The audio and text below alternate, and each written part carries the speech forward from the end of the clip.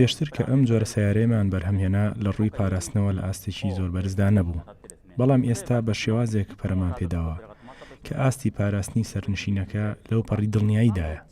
بۆ نمونە بە شێوەیەک دیزاین کراوە ئەگەر پەروانەکانی لە کار بکەون تەنها یەک دانەشی ئیش بکات ئەوە شۆفێرەکە دەتوانێت بە سەلامەتی بنیشێتەوە. لە بارێکدا ئەگەر لە ئاسمان بە تەواوەتی بزوێنەرەکەی لە کار بکەوێت ئەوە دیزاینەکەی بە شێوەیەکە کە دەتوانرێت بەرگەی کەوتە خوارەوە بگرێت و زەبری قورسیشی بەربکەوێت.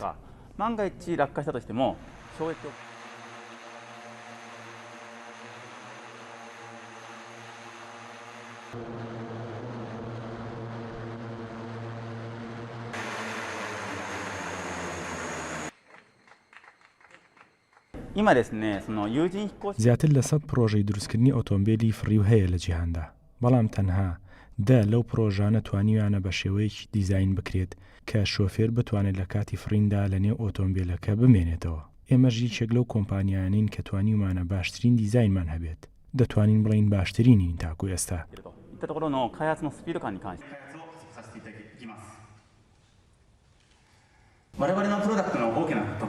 یەکێک لە تایبەتمەندیەکانی ئەم ئۆتۆمبیلەی ئێمە دروستمان کردووە ئەوەیە کە قەبارەکەی بچووکە، دەتوانێت لە شوێنێکی بچووک دەست بە فڕین بکات. ئێمە ئامانجمانە ئۆتۆمبیلە بە شێوەیەک پەرە پێ بدەین کە خەڵک بتوانێت ڕۆژانە بەکاریان بهێنێت.